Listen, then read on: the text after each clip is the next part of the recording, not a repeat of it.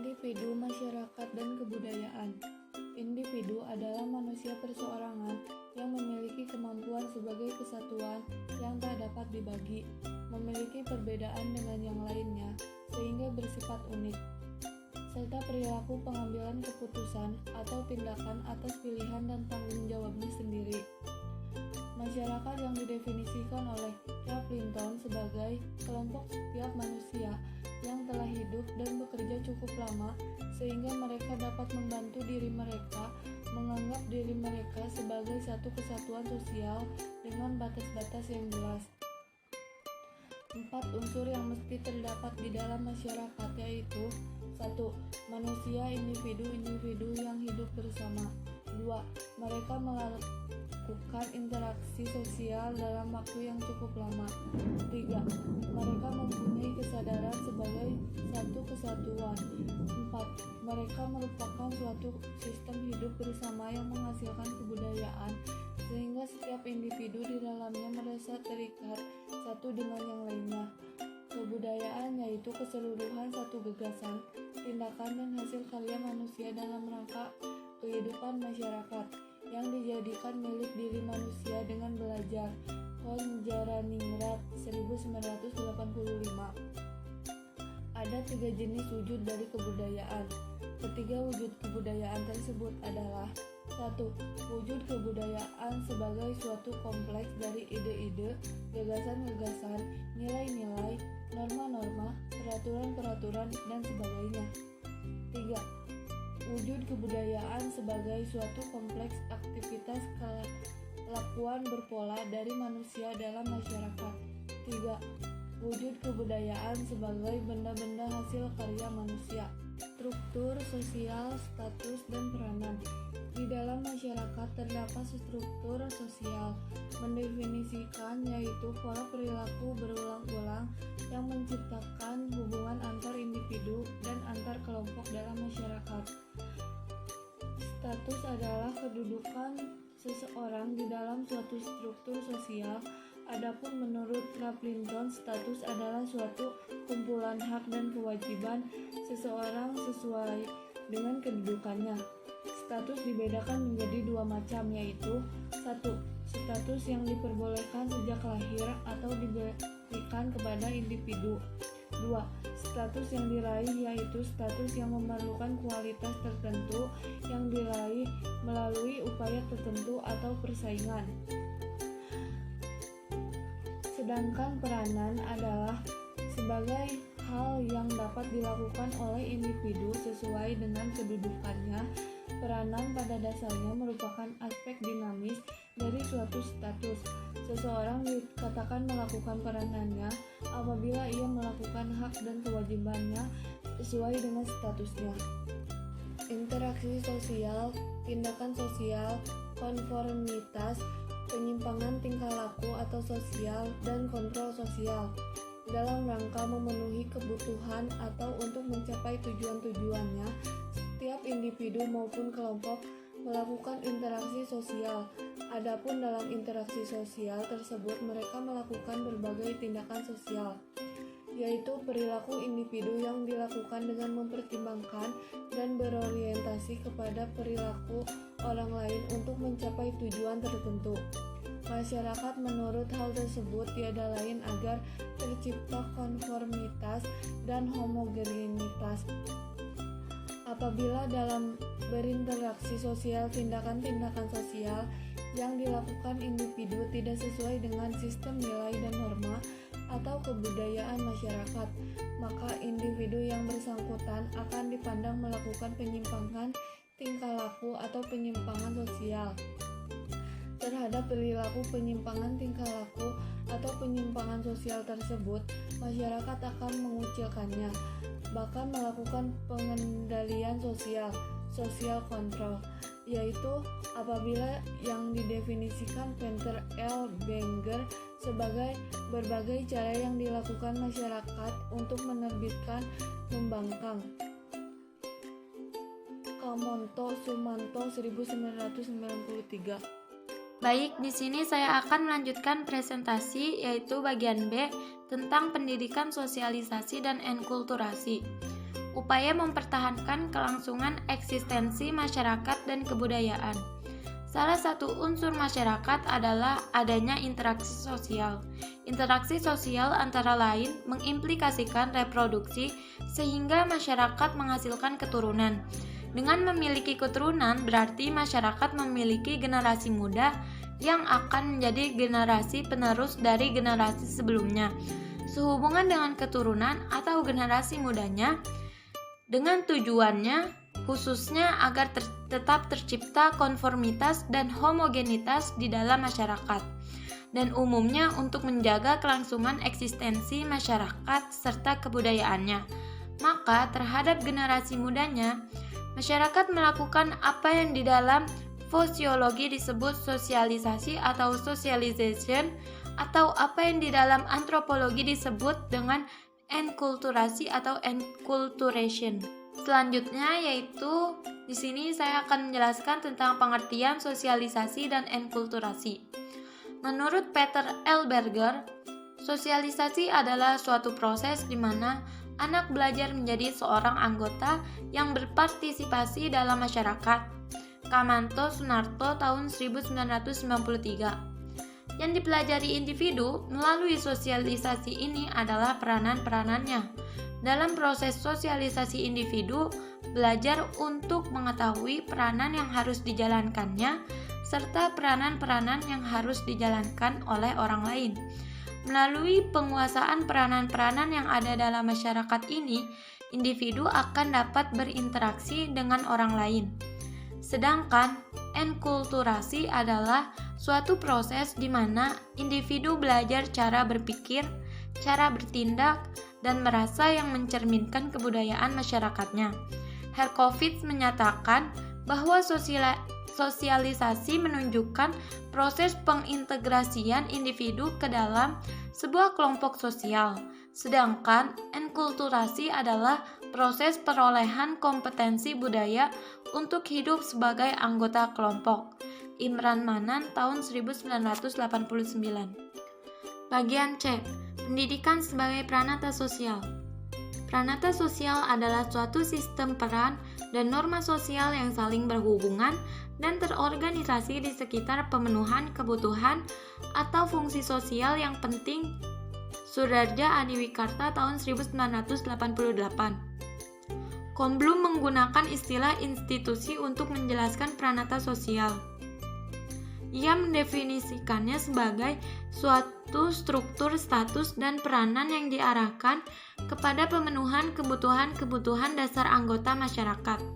Kamanto Sunarto tahun 1993. Jenis pranata sosial. Terdapat berbagai jenis pranata sosial, antara lain pranata ekonomi, pranata politik, pranata agama, pranata pendidikan, dan sebagainya. Selanjutnya ada pranata pendidikan. Pranata pendidikan merupakan salah satu pranata sosial dalam rangka proses sosialisasi dan enkulturasi untuk mengantarkan individu ke dalam kehidupan bermasyarakat dan berbudaya, serta untuk menjaga kelangsungan eksistensi masyarakat dan kebudayaannya. Selanjutnya yaitu pendidikan informal, formal, dan non-formal. Yang pertama yaitu ada lingkungan pendidikan informal. Pendidikan informal adalah pendidikan yang berlangsung atau terselenggara secara alamiah di dalam lingkungan kehidupan sehari-hari.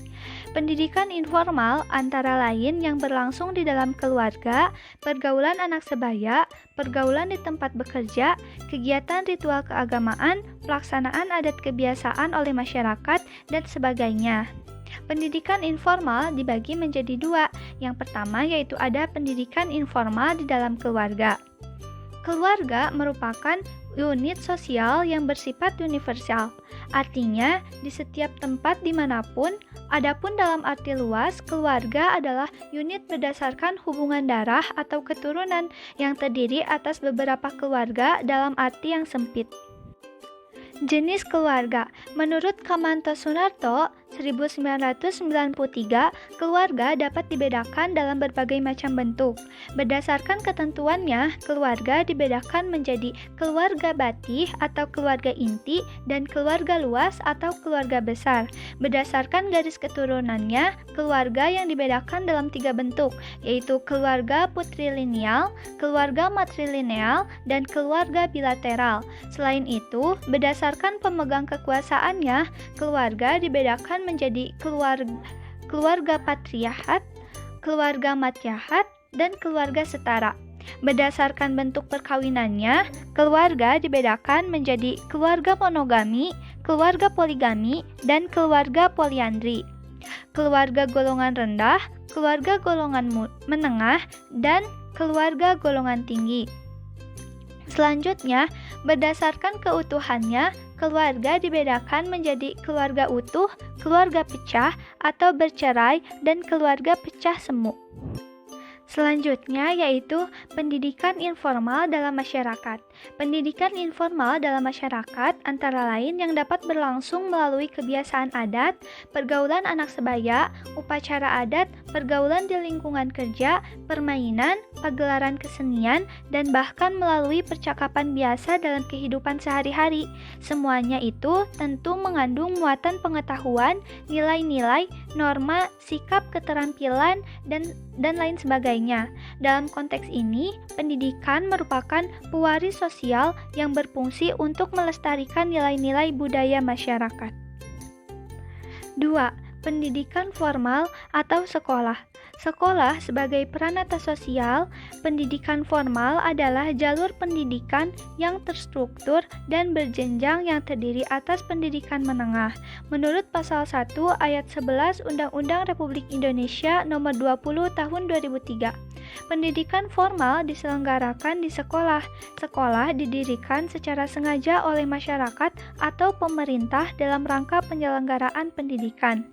Sekolah memiliki struktur tertentu yang didukung oleh berbagai unsur komponen. Komponen sekolah antara lain yaitu yang pertama tujuan pendidikan, yang kedua manusia yaitu guru, peserta didik, kepala sekolah, laboran, pustakawan, tenaga administrasi, petugas kebersihan, dan lain sebagainya. Yang ketiga, kurikulum. Yang keempat, media pendidikan dan teknologi pendidikan. Yang kelima, sarana, prasarana, dan fasilitas, serta pengelola sekolah. Selanjutnya, yaitu fungsi pendidikan formal atau sekolah. Yang pertama, fungsi transmisi kebudayaan masyarakat. Yang kedua, fungsi sosialisasi atau memilih dan mengatur tugas sosial. Yang ketiga, fungsi integrasi sosial. Yang keempat, fungsi mengembangkan kepribadian individu atau anak. Yang kelima, fungsi mempersiapkan anak untuk suatu pekerjaan. Yang keenam, fungsi inovasi atau mentransformasi masyarakat dan kebudayaan. Menurut Robert Driven 1968 juga mengemukakan 4 perbedaan aturan yang dipelajari anak di keluarga dan di sekolah, yaitu independence, achievement, universalism, and specificity. Selanjutnya yaitu pendidikan non-formal. Definisi dari pendidikan non-formal adalah jalur pendidikan di luar pendidikan fungsi. Pendidikan non-formal berfungsi mengembangkan potensi peserta didik dengan penekanan pada penguasaan pengetahuan dan keterampilan fungsional, serta pengembangan sikap dan kepribadian profesional. Pendidikan non-formal meliputi pendidikan kecakapan hidup, pendidikan anak usia dini, pendidikan kepemudaan, pendidikan pemberdayaan perempuan, pendidikan keaksaraan, pendidikan keterampilan dan pelatihan kerja, pendidikan kesetaraan, serta pendidikan lain yang ditunjukkan untuk pengembangan kemampuan peserta didik. Suatu pendidikan non-formal terdiri atas lembaga kursus, pelatihan, kelompok belajar, pusat kegiatan belajar masyarakat, dan majelis taklim, serta satuan pendidikan yang sejenis. Selanjutnya, pendidikan masyarakat, dan kebudayaan terdapat hubungan timbal balik antara pendidikan dengan masyarakat dan kebudayaannya, yaitu sebagai pranata sosial. Pranata pendidikan berada di dalam masyarakat dan kebudayaannya. Pranata pendidikan mengambil masukan atau input dari masyarakat dan kebudayaannya, serta memberikan output kepada masyarakat. Yang kedua, dalam hubungan dengan keadaan serta harapan masyarakat dan kebudayaannya. Pranata pendidikan memiliki dua fungsi utama, yaitu fungsi konservasi. Dalam hal ini, pranata pendidikan berfungsi untuk mentransmisikan atau mewariskan atau melestarikan nilai-nilai kebudayaan masyarakat dan atau mempertahankan kelangsungan eksistensi masyarakat. Yang kedua, fungsi inovasi, kreasi, transformasi. Dalam hal ini, pranata pendidikan berfungsi untuk melakukan perubahan dan pembaharuan masyarakat beserta nilai-nilai kebudayaannya. Selanjutnya, pola-pola kegiatan sosial pendidikan sebagaimana dikemukakan J.W. Getz dan H.A. Telen. Pada dasarnya ada dua dimensi tingkah laku yang saling berinteraksi dan menentukan tingkah laku individu di dalam sistem sosialnya, yaitu dimensi nomoteistis, dimensi nomotetis. Dimensi nomotetis ini meliputi variabel pranata atau institution, peranan atau role, dan harapan-harapan sosial atau ekspektasian. Yang kedua, dimensi ideografis. Dimensi ideografis ini meliputi variabel individu atau individual, kepribadian atau personality, dan kebutuhan-kebutuhan perorangan, need disposition. Menurut A. Morrison dan D. Littree tahun 1972. Nilai-nilai etnomorphs, harapan pranata, peranan sistem tingkah laku sosial individual, kepribadian kebutuhan konstitusi, kemampuan organisme. Apabila kegiatan sosial pendidikan dianalisis berdasarkan kecenderungannya atau orientasinya terhadap fungsi dimensi-dimensi tingkah laku sebagaimana diuraikan di atas, maka dapat diidentifikasi adanya tiga pola kegiatan sosial pendidikan, yaitu pola nomodetis. Pola nomodetis lebih mengutamakan fungsi dimensi tingkah laku yang bersifat normatif. Nomotetis daripada fungsi tingkah laku ideografis. Pola ideografis karena pendidikan berdasarkan pola kegiatan sosial ideografis mempunyai pengertian sebagai personalisasi peranan atau personalization of rules, yaitu upaya membantu seseorang untuk mengetahui dan mengembangkan tentang apa yang ingin diketahui atau yang ingin dikembangkannya. Yang ketiga, pola transaksional. Pola ini mengutamakan keseimbangan berfungsinya berdasarkan dimensi tingkah laku nomodetis dan dimensi tingkah laku ideografis.